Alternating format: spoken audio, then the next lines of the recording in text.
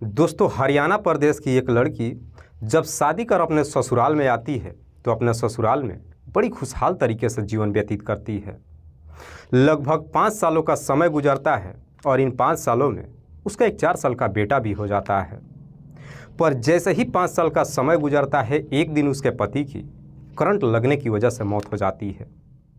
और जब उसके पति की मौत होती है, वो महिला अपने 4 साल के बेटे को गोद में लेकर अपने पति की डेड बॉडी के सामने चीख चीख करके रोने लगती है। हालांकि आस पड़ोस के लोग जब उस महिला को रोते हुए देखते हैं तो देख करके सबके आंखों में आंसू भी आ जाते हैं।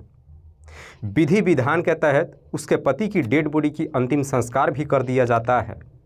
पर जैसे ही 15 दिन का समय गुजरता है, आखिरकार 15 दिनों के बाद मालूम चलता है कि दरअसल उसके पति की करंट लगने की वजह से मौत नहीं हुई है, बल्कि उसकी हत्या की गई है।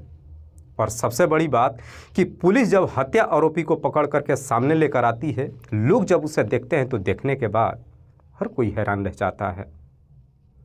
नमस्कार, आदाब, मैं हसमुद्दीन और आप देख रहे हैं सफ़र क्राइम तक। दोस्तों, आज की जो सच्ची घटना मैं आपको सुनाने वाला हूँ, दरअसल ये घटना है हरियाणा प्रदेश के जिंद ज़िले की। दरअसल इसी जिंद के पिल्लूखेड़ा थाना क्षेत्र के अंतर्गत एक गांव आता है लुदाना, और इसी लुदाना गांव का रहने वाला है सुरेंद्र सिंह। सुरेंद्र जिसकी उम्र लगभग 30 साल के आसपास है। सुरेंद्र की पत्नी का नाम है पूजा, जिसकी उम्र है 26 साल और उसका एक 4 साल का बेटा है। सुरेंद्र जो मेहनत मजदूरी का काम करता है। बात कर रहा हूँ मैं 28 मार्च 2025 की सुबह। सुरेंद्र जब सो करके उठता है, सुबह सुबह ही अपने काम पर जाने के लिए तैयार होता है और सबसे पहले बाथरूम में जाता है। लेकिन बाथरूम में जब जाता है तो मालूम चलता है कि टंकी में पानी नहीं है, इसीलिए सुरेंद्र मोटर चालू करने के लिए चला जाता है। पर जैसे ही मोटर के पास पहुंचता है, उसे करंट लग जाती है और सुरेंद्र की घटनास्थल पर ही मौत हो जाती है। हालांकि सुरेंद्र की जब मौत हो जाती है, उसके बाद से सुरेंद्र की पत्नी पूजा भागते दौड़ते पड़ोस में जाती है और कुछ पड़ोसियों को बुलाकर घर पे लेकर के आती है। लोग कैसे भी करके वहाँ से सुरेंद्र की डेड बॉडी को बाहर निकालते हैं और फिर पूजा अपने 4 साल के बच्चे को गोद में लेकर अपने पति की डेड बॉडी के सामने चीख चीख करके रोने लगती है। दरअसल पूजा की अभी मात्र 5 साल पहले ही सुरेंद्र से शादी हुई थी। सुरेंद्र की जब मौत हो जाती है, इस बात की जानकारी पुलिस को भी दी जाती है। पुलिस आकर रिपोर्ट लिख लेती है, लेकिन सुरेंद्र की डेड बॉडी की पोस्टमार्टम नहीं कराई जाती है, बल्कि विधि विधान के तहत सुरेंद्र की अंतिम संस्कार भी कर दी जाती है। पूजा का पति जब इस दुनिया को छोड़ करके चला जाता है, उसके बाद से पूजा बड़ी मुश्किल से अपने बच्चे के साथ गुजारा करने लगती है।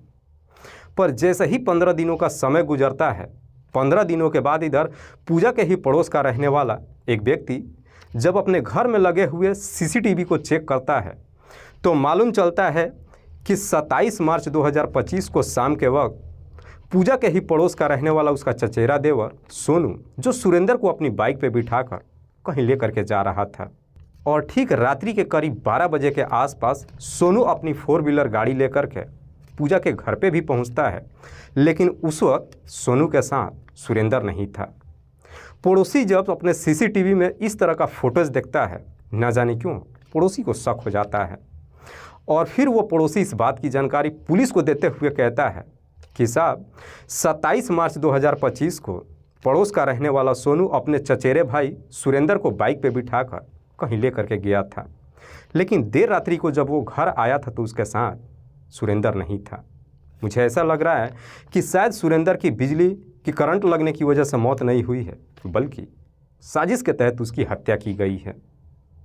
पड़ोसी जब उस CCTV फुटेज को पुलिस को दिखाता है, पुलिस को भी लगता है कि पड़ोसी सच बोल रहा है, इसीलिए पुलिस अब इस केस की जांच पड़ताल करना शुरू कर देती है। दरअसल पुलिस इस केस की जांच पड़ताल करते हुए सबसे पहले सुरेंद्र की पत्नी पूजा के मोबाइल नंबर का कॉल डिटेल्स निकालती है और जब डिटेल्स को चेक करती है तो मालूम चलता है कि 27 मार्च 2025 को एक ही दिन में पूजा अपने ही पड़ोस के चचेरे देवर सोनू से लगभग 30 बार कॉल पर बातचीत की थी। पुलिस जब इस तरह की डिटेल्स को देखती है, पुलिस को पूजा को लेकर शक हो जाती है और फिर पुलिस पूजा से पूछताछ करने के लिए अपनी टीम के साथ उसके घर पे जाने के लिए तैयार हो जाती है। लेकिन शायद इस बात की जानकारी पूजा और पड़ोस के रहने वाले उसके चचेरे देवर सोनू को मालूम चल चुका था। इससे पहले कि पुलिस पूजा के घर पे पहुंच पाती, सोनू अपना घर छोड़ करके फरार हो जाता है और पूजा अपने घर के अंदर ही जहरीली पदार्थ खाकर अपनी जान दे देती है। हालांकि जब पूजा की मौत हो जाती उसके बाद से पुलिस अब सोनू को ढूंढना शुरू कर देती है और आखिरकार अपनी कोशिश करने के बाद कुछ ही दिन के अंदर सोनू को गिरफ्तार कर लेती है। पुलिस जब सोनू को गिरफ्तार करके थाने में लेकर आती है और जब सोनू से उसके चचेरे भाई सुरेंद्र की हत्या के बारे में पूछताछ करती है तो पहले तो सोनू पुलिस को भरपूर घुमाने की कोशिश करता है, लेकिन पुलिस जैसे ही अपना शक्ति दिखाना शुरू करती है आखिरकार सोनू मजबूर होकर अपनी सच्चाई कबूल कर लेता है और पुलिस वालों से कहता है कि हाँ साहब, सुरेंद्र की करंट लगने की वजह से मौत नहीं हुई है, बल्कि मैंने ही उसकी हत्या किया है। लेकिन सोनू जब इस हत्या की पूरी कहानी बताता है तो वाकई में इसे सुनने के बाद आस पड़ोस के लोग भी एकदम से हैरान रह जाते हैं। दरअसल इस कहानी की शुरुआत होती है घटना से ठीक लगभग 5 साल पहले, जब सुरेंद्र पूजा से शादी कर अपने घर लेकर के आता है। पूजा जो कि देखने में बेहद ही खूबसूरत है। सुरेंद्र भी खूबसूरत पत्नी पाकर काफ़ी खुश होता है और अपनी पत्नी के साथ बड़ी खुशहाल तरीके से जीवन व्यतीत करता है। जब 1 साल का समय गुजरता है, पूजा एक बच्चे की माँ भी बन जाती है। पर जैसे ही 1 साल का और समय गुजरता है, शादी के जब 2 साल का समय गुजरता है, आखिरकार 2 सालों के बाद पूजा का अपने ही पड़ोस का रहने वाला उसका चचेरे देवर सोनू के साथ में प्रेम प्रसंग शुरू हो जाता है। सोनू जिसकी उम्र है लगभग 25 साल के आसपास, जो ऑलरेडी शादीशुदा है। हालांकि पूजा का जब उसके चचेरे देवर सोनू के साथ में प्रेम प्रसंग शुरू होता है, इस बात की जानकारी किसी को नहीं मालूम चलता है और ये सिलसिला लगभग 3 सालों तक चलता है। इन 3 सालों में सोनू और पूजा कई बार एक दूसरे से मुलाकात भी करते हैं, पर जैसे जैसे समय गुजरता है, समय के अनुसार पूजा और सोनू दोनों एक दूसरे के इतने करीब आ जाते हैं कि आखिरकार शादी करने का फैसला कर लेते हैं। लेकिन ये शादी सुरेंद्र के रहते हुए किसी कीमत पे संभव नहीं था और ये बात दोनों भी बेहतर तरीके से जानते थे। इसीलिए एक दिन पूजा जब सोनू से मुलाकात करती है तो सोनू को समझाते हुए कहती है कि अगर तुम चाहते हो कि हम दोनों शादी करके एक साथ ज़िंदगी गुजारा करें तो तुम मेरे पति को हमेशा के लिए इस दुनिया से ही हटा दो। पूजा जब अपने ही पति को इस दुनिया से हटाने के लिए कहती है, इधर सोनू भी अपने भाभी के प्यार में इस प्रकार से अंधा हो चुका था कि उसका ये काम करने के लिए तैयार हो जाता है और फिर अपने ही चचेरे भाई सुरेंद्र को इस दुनिया से हटाने के लिए एक बहुत बेहतर तरीके से प्लान बनाता है।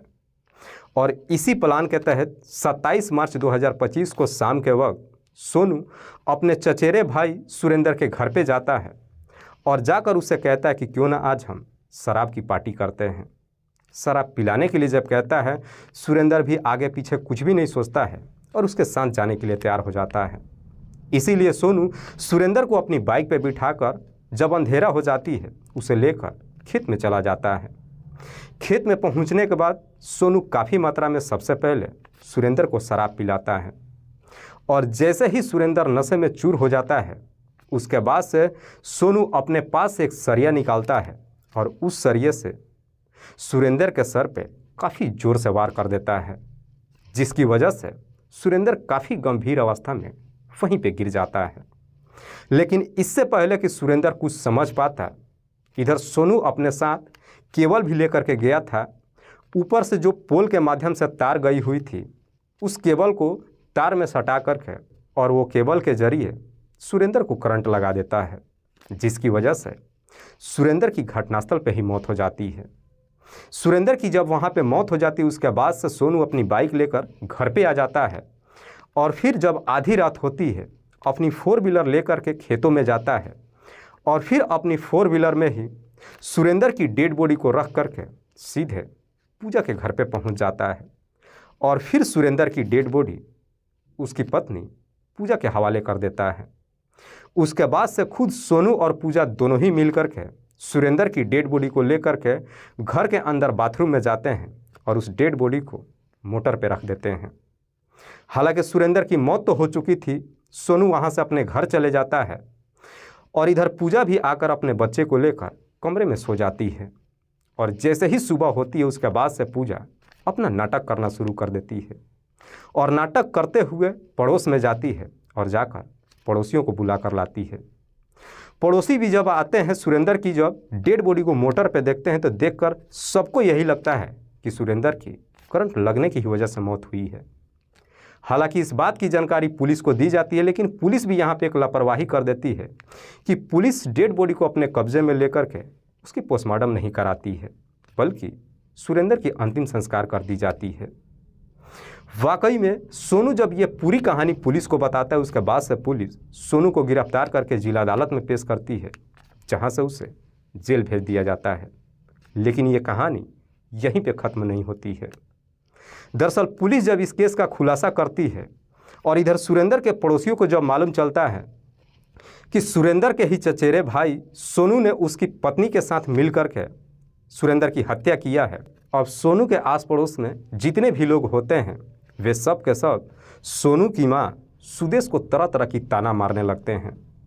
हालांकि इन बातों से लेकर के सोनू की मां को इतना काफ़ी परेशान करते हैं कि सोनू की मां सुदेश इसे झेल नहीं पाती है और आखिरकार 22 अप्रैल 2025 को सोनू की मां अपने ही घर के अंदर गले में रस्सी बांध करके अपनी भी जीवन लीला समाप्त कर लेती है। इधर सोनू जो सुरेंद्र की हत्या के जुर्म में सलाखों के अंदर अपनी सज़ा काट रहा है। दोस्तों, इस पूरी घटना के बारे में आप क्या सोचते हैं? आप अपनी राय हमें कमेंट बॉक्स में ज़रूर दीजिएगा। जाते जाते मैं आपको बता दूं कि कुछ मेरे व्यूअर्स हैं जो रोज़ाना मेरी इस वीडियो को देखते ही नहीं हैं, बल्कि अपना कीमती समय निकाल कर मुझे अपना प्यार भी देते हैं, जिनमें से एक का नाम है सनी सिंह। सनी सिंह जो हजारीबाग झारखंड प्रदेश के रहने वाले हैं। दूसरे मेरे व्यूअर हैं मंटू कुमार शाह। मंटू कुमार शाह जो जिला खगड़िया बिहार प्रदेश के रहने वाले हैं। तीसरे मेरे व्यूअर हैं छगन दास। छगन दास जो खड़ा बांध जिला पाली राजस्थान प्रदेश के रहने वाले हैं। लास्ट मेरे व्यूअर हैं सूरज। सूरज जो फिजी के रहने वाले हैं। मैं आप तमाम व्यूअर्स को तहे दिल से शुक्रिया अदा करता हूँ। कल फिर मिलते हैं एक और नई सच्ची घटना के साथ। तब तक के लिए जय हिंद, जय भारत।